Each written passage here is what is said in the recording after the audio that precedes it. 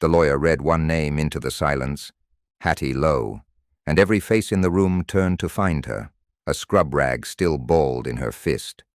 The richest ranch in the county now belonged to her, every acre and every dollar, and no living soul in that room could say why. Nobody moved.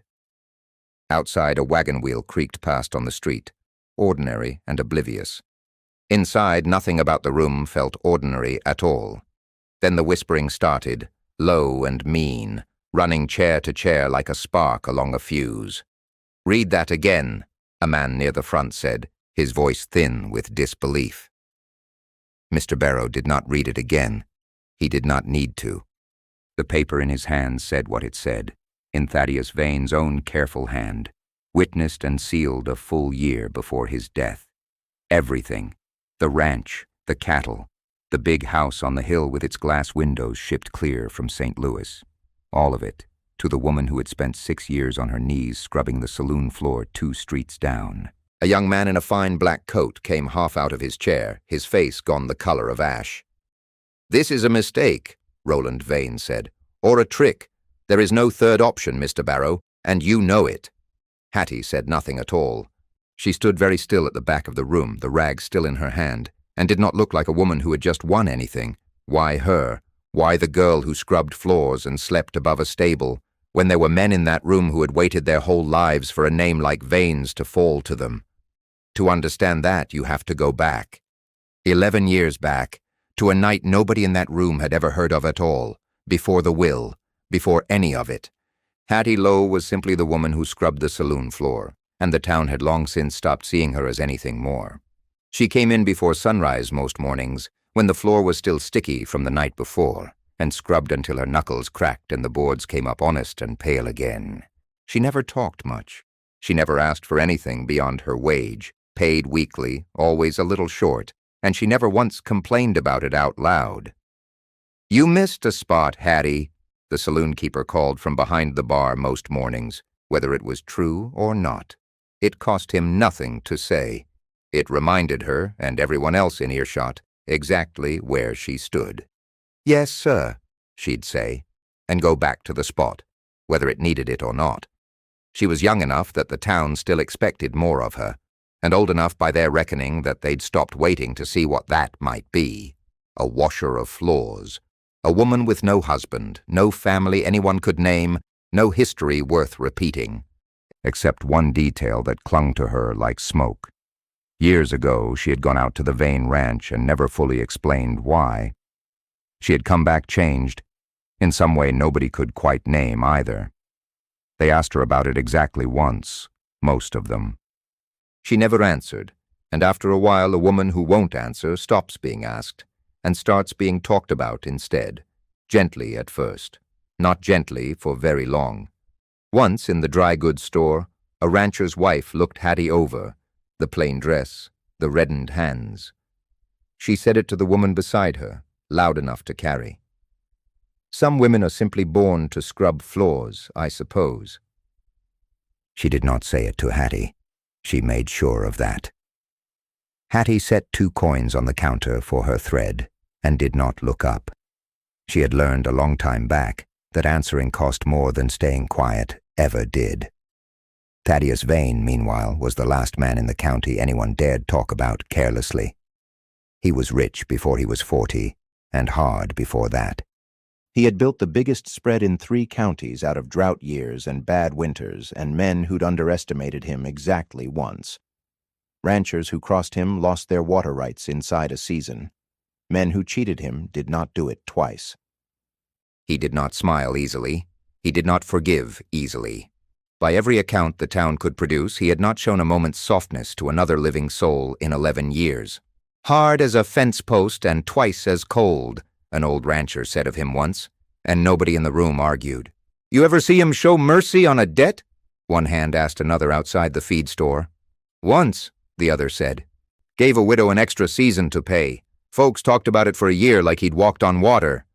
And she still paid every dime with interest the day the season was up. He wasn't cruel.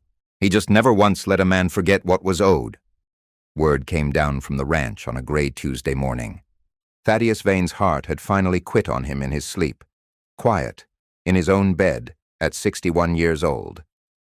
The town took the news the way it takes any death too large to quite imagine gone, first with stunned relief, and then almost immediately with calculation.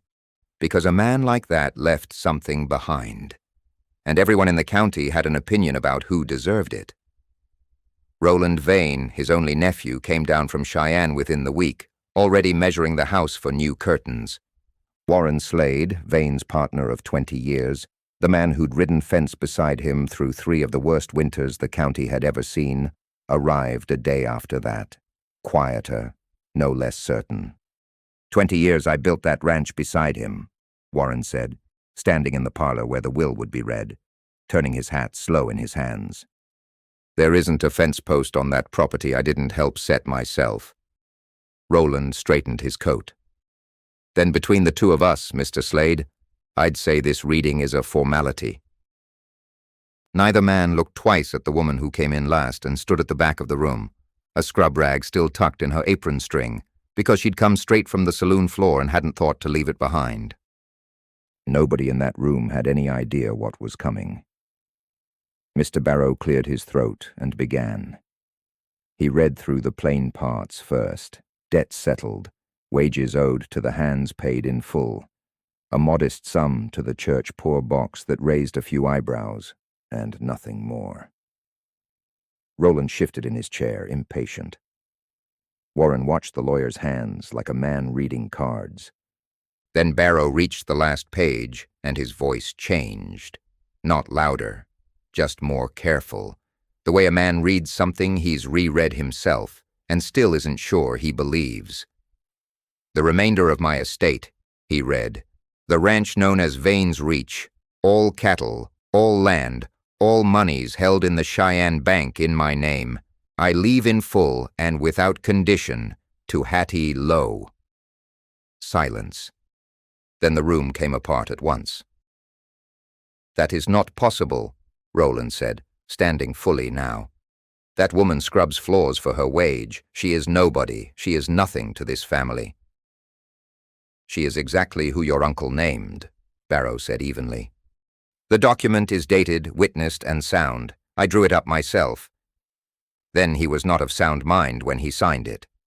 He was, Barrow said. I have never met a man more certain of what he wanted.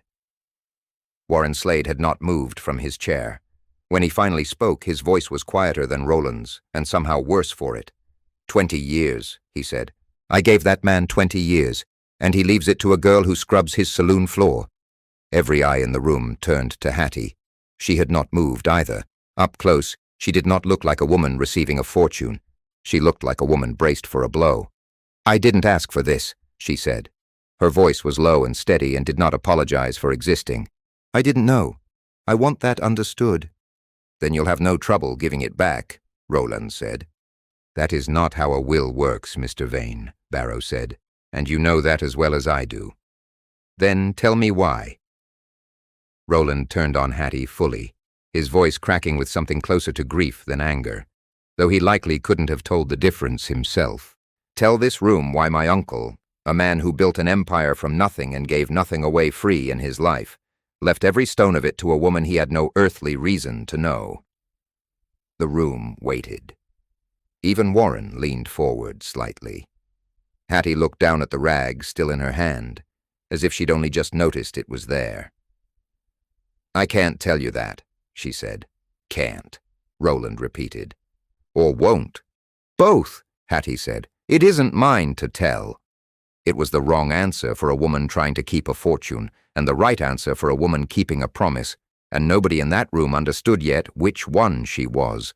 Roland's jaw tightened. Then we will find out the truth ourselves. This will not stand, Mr. Barrow. I promise you that. Warren Slade said nothing for a moment. Then quietly, almost to himself, 20 years, and I never once saw whatever it was he saw in her. He didn't say it unkindly. He said it like a man trying to solve a puzzle with half the pieces missing. Roland walked out first. Warren followed a moment later, slower, casting one long, unreadable look back at Hattie before he went. She stood alone in the parlor with the lawyer and the rag in her hand, richer on paper than any woman in the county, and utterly, completely alone. Whatever 11 years ago had bought her, it had not bought her any friends today.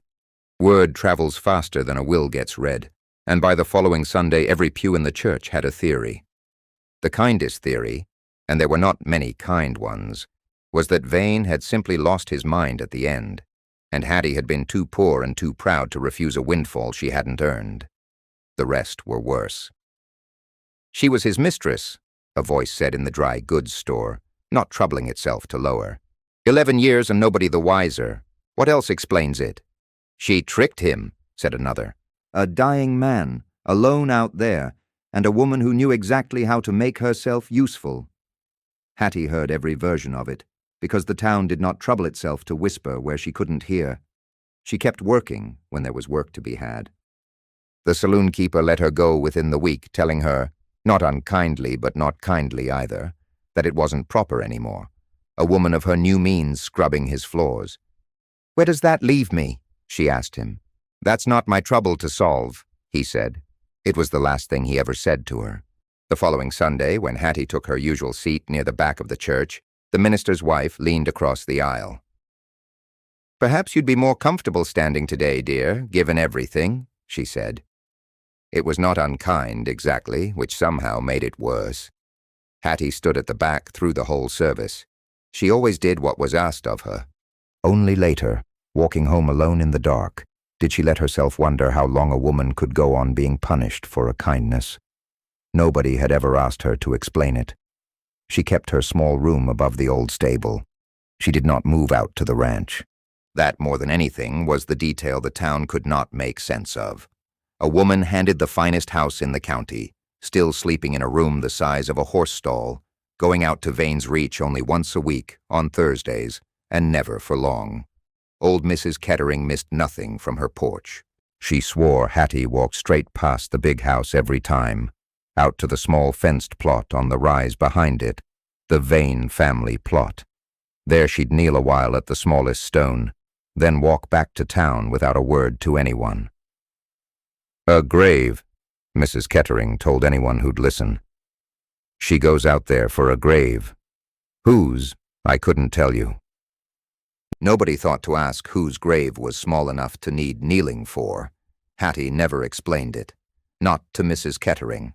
Not to the sheriff who stopped her once on the road out of idle suspicion.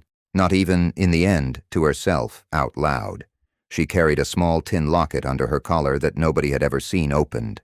When anyone asked about it, she'd close her hand over it, the way a person closes a hand over a coal still warm enough to burn.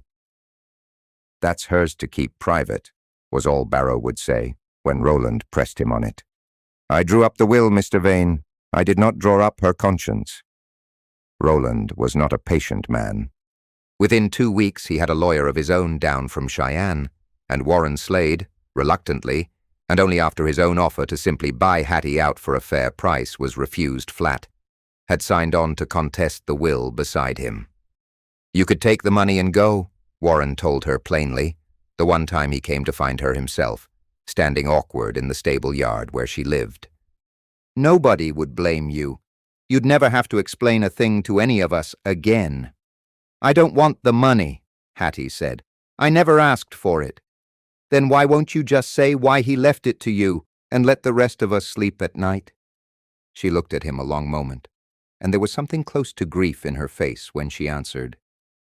Because some things a person says once, to the one person they trust, and then they're supposed to stay said only that once. I gave him that. Warren didn't understand her. Nobody did, not yet. But the county judge set a hearing date for the contest all the same. 11 days out, the clerk's notice read, tacked up outside the courthouse for the whole town to see. 11 days. It was not lost on Hattie that it was the same number as the years. The 11 days did not pass quietly. Roland's lawyer, a sharp young man named Griggs, who Roland was paying well to be aggressive, found what he was looking for within the first week, or believed he had. An old hand who'd worked the Vane Ranch years back was willing to swear to it for a fee nobody bothered to hide. He'd say he once saw Hattie hanging about the main house at odd hours. He'd swear to it under oath, if it helped the case. It was not the truth. It was close enough to it, twisted the right way to do real damage. By the end of that week, the general store stopped extending her credit, though her credit had never once come due late in 6 years. The clerk wouldn't meet her eyes when he told her. "Orders from above," was all he'd say, and everyone in town understood well enough whose orders those were. By the second week, the sheriff came to Hattie's door himself, hat in hand, looking like a man who'd rather be anywhere else. "I have to ask you some questions," he said, "about your visits out to the Vane place," before he passed. "Ask them," Hattie said. "Griggs is saying it might not have been visits at all. Might have been something closer to undue influence is the word he used. A woman working on a sick, lonely old man till he signs everything over." Hattie's hands, for the first time anyone had seen, were not steady. "That is not what happened," she said. "I believe you," the sheriff said carefully. "But belief and proof aren't the same thing. In 8 days you're going to need proof, or Griggs is going to make sure this whole town remembers you as something a lot uglier than a woman who scrubbed floors." That night, for the first time since the will had been read, Hattie sat alone in her small room above the stable and let herself cry. Not for the ranch, not for the money, not even for her own name, dragged through the dry goods store like a stray dog. She cried for a promise she had made 11 years ago to a man who could no longer release her from it. She cried for a little girl whose grave she visited every Thursday and had never once been able to explain to anyone why. She held the tin locket a long time that night. She did not open it. She never opened it in front of anyone.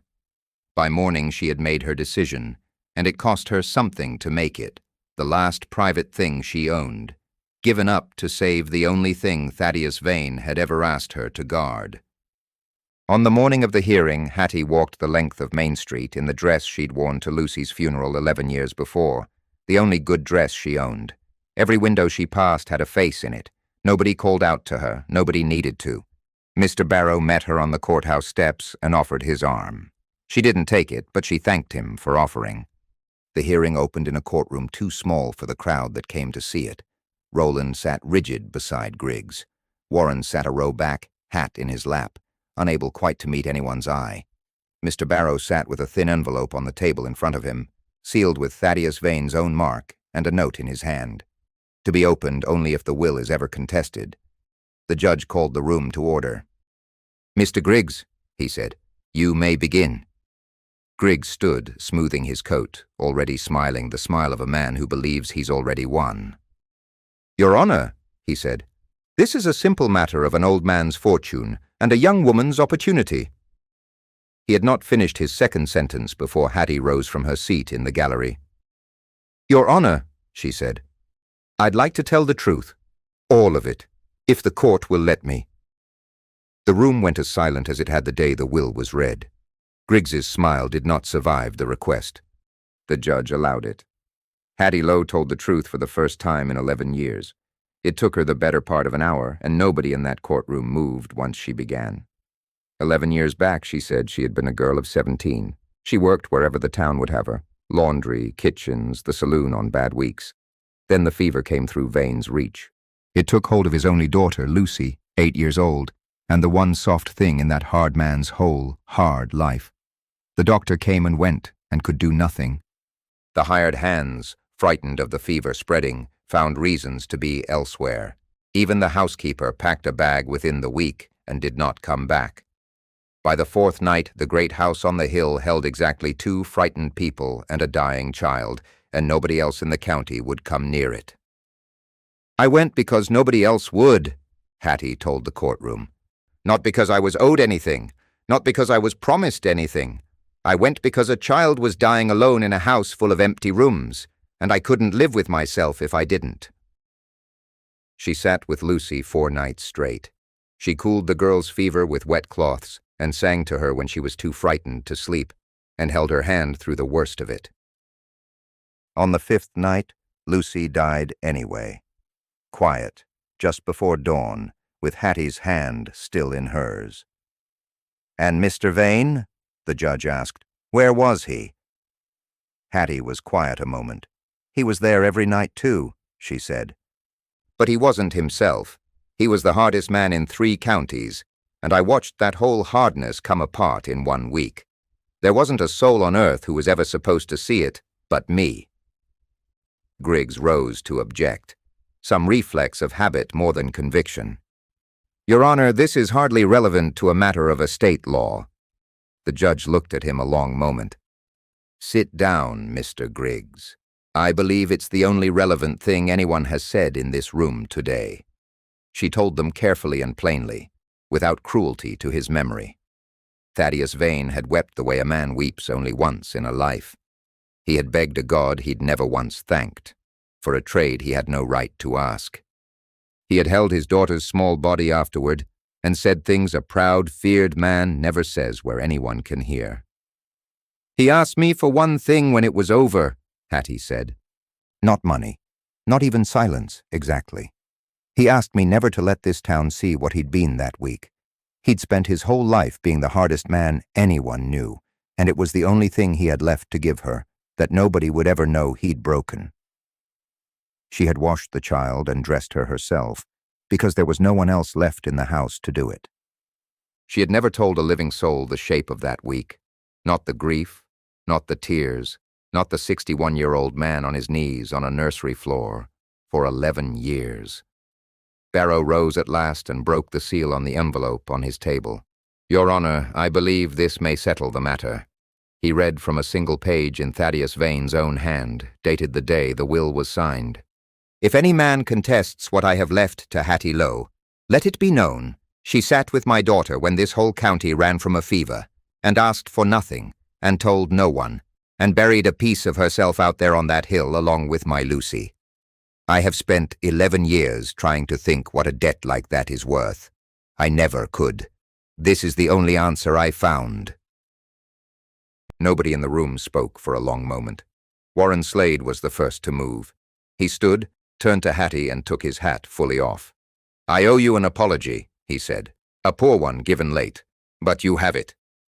Roland did not stand. He sat very still, and for the first time since the will had been read, he looked less like an angry man and more like a young man who'd lost an uncle he had never really known, in a room full of people who apparently had. The judge did not take long to rule. The will stood whole and unchallenged. The courtroom that had come to watch a scandal unravel left instead having watched a woman's whole quiet decency laid bare in front of them, and there was not a soul in that room by the end who still believed the ugly version of her story. It did not undo 6 years of scrubbed floors. It did not undo 11 years of a secret carried alone. It did not undo the particular loneliness of grieving a child who wasn't hers, in a town that never once thought to ask if she needed comforting, too. Hattie never spoke of what those 4 nights had cost her. Not the fear, not the exhaustion, not the years afterward, when she'd wonder quietly whether she'd done enough, whether anyone would have done the same for her, if it had been her dying instead. She kept the small room above the stable a while longer, out of habit more than need. She hired the old handback who'd lied about her, once he'd come, hat in hand, to tell her the truth of it himself, because she said a man was allowed 1 bad winter of judgment if he owned up to it after. She went out to Vane's Reach every Thursday still, and knelt at the smallest stone on the rise, and now at least the whole town understood exactly whose grave it was, and no longer asked her to explain herself. The saloon keeper came to find her that winter, hat in his hands. He offered her a standing invitation to eat supper in his kitchen any evening she liked, on the house, for as long as she wanted it. Mrs. Kettering took to leaving jars of preserves on the porch rail of the stable, unlabeled and unremarked upon, the way apologies get made in a town too proud to say the word out loud. Hattie never did move into the big house on the hill. She let it stand as it always had, Lucy's small things still on the shelf in the room that had been hers. She hired a family down on their luck to keep it clean and warm instead, people who needed the work as badly as she once had. It seemed to her the only fitting way to spend a fortune she'd never asked for, making sure no one else's child would ever lie sick in an empty house with nobody willing to come. The woman they had underestimated for 6 years turned out to be the only one, in the county's hardest week, who hadn't looked away. If this is the kind of story that stays with you, give it a like and subscribe for more. There are so many more of these quiet, powerful stories still to come.